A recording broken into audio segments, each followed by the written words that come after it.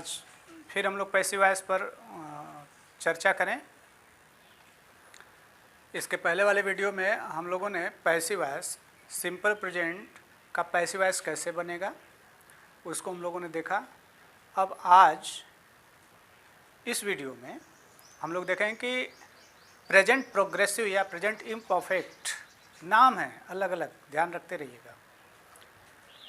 Present continuous कहें, present progressive कहें, present imperfect कहें, ये एक ही टेंस है। इसमें कंफ्यूज मत होइएगा कि कोई अलग टेंस आ गया, नो, द सेम। तो प्रेजेंट कंटिन्यूअस का पैसिव वॉइस बनाने के लिए हम कैसे बनाएंगे इसे ज़रा ध्यान में रखें। पिछले वीडियो में हम लोगों ने देखा था कि पैसिव वॉइस के लिए कौन सी ऑक्सिलरी लगती है, उसको एक बार फिर से रिकैप करें कि हमें सब्जेक्ट और ऑब्जेक्ट का स्थान परिवर्तन करना पड़ता है। सब्जेक्ट के स्थान पर ऑब्जेक्ट, ऑब्जेक्ट के स्थान पर सब्जेक्ट को लाना पड़ता है, वर्ब का थर्ड फॉर्म यूज करते हैं और उसी सेंटेंस का पैसिव वॉइस बन सकता है जिसमें कि ऑब्जेक्ट है, अर्थात उसमें ट्रांजिटिव वर्ब का प्रयोग किया गया हो। अगर ट्रांजिटिव वर्ब का प्रयोग नहीं किया गया है सेंटेंस में, passive voice is not possible. यह बात हमें स्पष्ट रूप से ध्यान में रखना पड़ेगा। अब कंटिन्यूअस के लिए भी ये सब शर्तें लागू होती हैं। सिर्फ इसमें ध्यान देना है कि हम इसमें जो ऑक्सिलरी यूज करते हैं, कौन से ऑक्सिलरी यूज करेंगे। प्रेजेंट इंडेफिनिट में is, are, am passive voice बनाते समय हमने यूज किया था। अब प्रेजेंट प्रोग्रेसिव में अर्थात प्रेजेंट कंटिन्यूअस टेंस का जो एक्टिव वॉइस होता है उसको अगर हम पैसिव वॉइस में बदलना चाहते हैं, कन्वर्ट करना चाहते हैं, तो उसमें हम ऑक्सिलरी क्या यूज करेंगे। तो उसके लिए ऑक्सिलरी स्पष्ट रूप से ध्यान में रखें, इज बीइंग, ये फ्रेज के रूप में यूज हो गई है, इसमें बीइंग जुड़ गया, इज बीइंग। दूसरा है आर बीइंग, एम बीइंग, ये तीसरा है। आपने इज, आर, एम का प्रयोग प्रेजेंट इंडेफिनिट के पैसिव वॉइस में किया था, उसी में केवल बीइंग, BEING आपको ऐड कर देना है, तो ये बन जाएगा is being, are being and am being. अब ये जो है पैसिव वॉइस के लिए ऑक्सिलरी का काम करेगा। बस इतनी सी बात आपको ध्यान में रखना है। बाकी सारे नियम जैसा कि आपने सिंपल प्रेजेंट में देखा था उसी तरह से यूज होंगे। अब जैसे एग्जाम्पल पर देखें, Ram is drinking water, Ram is drinking water. अब ये सेंटेंस एक्टिव वॉइस का है, राम इज ड्रिंकिंग वाटर, ये सेंटेंस एक्टिव वॉइस का है। अब एक्टिव वॉइस भी आपको पहचानने आना चाहिए, जैसा पहले हम लोगों ने इस बात को डिस्कस किया था कि हमें पहचान में आना चाहिए कि ये कौन सा टेंस है। तो इसकी एक्टिव वॉइस में है, कैसे पहचाना आपने, इसका हमने हेल्पिंग वर्ब चेक किया, इज मिल गया, क्योंकि इज, आर, एम के साथ में मेन वर्ब के फर्स्ट फॉर्म में ING लगा रहता है, ING, तब ये प्रेजेंट कंटिन्यूअस में जाता है। अगर नहीं लगा रहेगा तो नहीं जाएगा, क्योंकि कंटिन्यूअस में ING का रहना जरूरी है। तो ये हो गया प्रेजेंट कंटिन्यूअस। इसको पैसिव वॉइस में अगर हम कन्वर्ट करना चाहेंगे तो हम देखेंगे कि इसमें ऑब्जेक्ट है या नहीं। तो इसमें ऑब्जेक्ट आपको क्या मिलेगा, वाटर। ऑब्जेक्ट क्या मिला आपको, वाटर।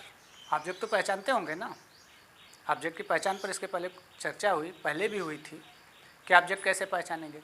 तो इसका ऑब्जेक्ट हुआ वाटर और इसकी वर्ब क्या हुई, ड्रिंक, ये इसकी मेन वर्ब है।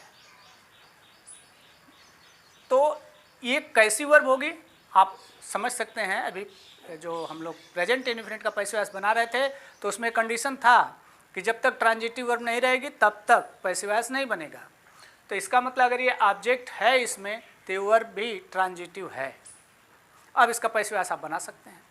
तो पैसिव वॉइस बनाने के लिए तीसरी जो कंडीशन हम लोगों ने देखा था कि ऑब्जेक्ट को सब्जेक्ट के स्थान पर और सब्जेक्ट को ऑब्जेक्ट के स्थान पर लाना पड़ता है। तो इसमें ऑब्जेक्ट को हमें यहाँ लाना पड़ेगा और ये राम को यहाँ पर लाना पड़ेगा। तो हम पहले लिख दिए वाटर। अब इसके बाद नंबर आता है ऑक्सिलरी का, तो ऑक्सिलरी में देखते हैं पैसिव वॉइस में लगेगी is being, are being, am being में से कोई एक, तो कौन सा लगेगा। अब यहाँ वाटर पर हम देखते हैं कि ये सिंगुलर नंबर में है, तो सिंगुलर नंबर के लिए इज बीइंग लगेगा ऑक्सिलरी। तो ये सिंगुलर नंबर की auxiliary is being, water is being, और third form of the verb passive voice में यूज होता है, तो ड्रिंक का थर्ड फॉर्म ड्रंक, ड्रिंक का थर्ड फॉर्म ड्रंक। हमने कहा ना फॉर्म आपको याद रखना पड़ेगा। तो वाटर इज बीइंग ड्रंक, अब यहाँ पर बाय और सब्जेक्ट यहाँ पर जो राम है इसको हमने ला दिया ऑब्जेक्ट के स्थान पर राम को।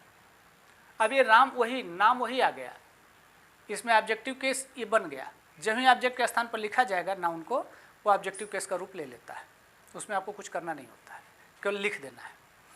तो सेंटेंस पैसिव वॉइस में क्या बनेगा, water is being drunk by Ram. तो इसमें आपको कितना बात तैयार करना है, ये जानना है कि प्रेजेंट कंटिन्यूअस के लिए ऑक्सिलरी क्या लगेगी। तो जो प्रेजेंट इंडेफिनिट के पैसिव वॉइस में ऑक्सिलरी लगी थी इज और एम, उसी में केवल बीइंग आप बढ़ा दिए और वो कंटिन्यूअस का बन गया। अब आप इसे बना सकते हैं बड़े आराम से। दूसरा सेंटेंस देखें, Karan is writing a letter, Karan is writing a letter, ये भी प्रेजेंट कंटिन्यूअस है। इसको पैसिव वॉइस में अगर हमें कन्वर्ट करना है तो ऑब्जेक्ट को हम देखते हैं, पहले अ लेटर हो गया, ऑब्जेक्ट क्या हो गया, ए लेटर। अब इसको हम पहले लाएंगे, पैसिव वॉइस बनाना है, तो हो जाएगा a letter is being written by Karan, a letter is being written by Karan. देखिए सेम वो रूल लगा इसमें। इस तरह से जितने भी सेंटेंस आएंगे, बस केवल आप ये जानते रहिए कि कौन सा टेंस है, इसको हमें पैसिव वॉइस में बनाना है, तो कौन सा हम हेल्पिंग वर्ब लगाएंगे। और वर्ब का तो एकदम निश्चित है कि वो थर्ड फॉर्म में ही आएगी, एकदम निश्चित है कि वो थर्ड फॉर्म में ही रहेगी, बस पैसिव वॉइस बन गया। तो इस प्रकार से आपने देखा कि प्रेजेंट कंटिन्यूअस का भी पैसिव वॉइस आसान है। कुछ नहीं करना है, सबसे पहले ऑब्जेक्ट को लिखिए, फिर हेल्पिंग वर्ब लिखिए, फिर वर्ब का थर्ड फॉर्म लगा दीजिए, आपका पैसिव वॉइस हो गया। लेकिन जो फर्स्ट कंडीशन है कि आपको टेंस अच्छे से आना चाहिए, देखते ही पहचान में आना चाहिए, और वो टेंस वाले टॉपिक में ही क्लियर कर दिया गया था। अगर किसी को डाउट आ जाता तो फिर से उसको थोड़ा देख लेंगे, आ जाएगा।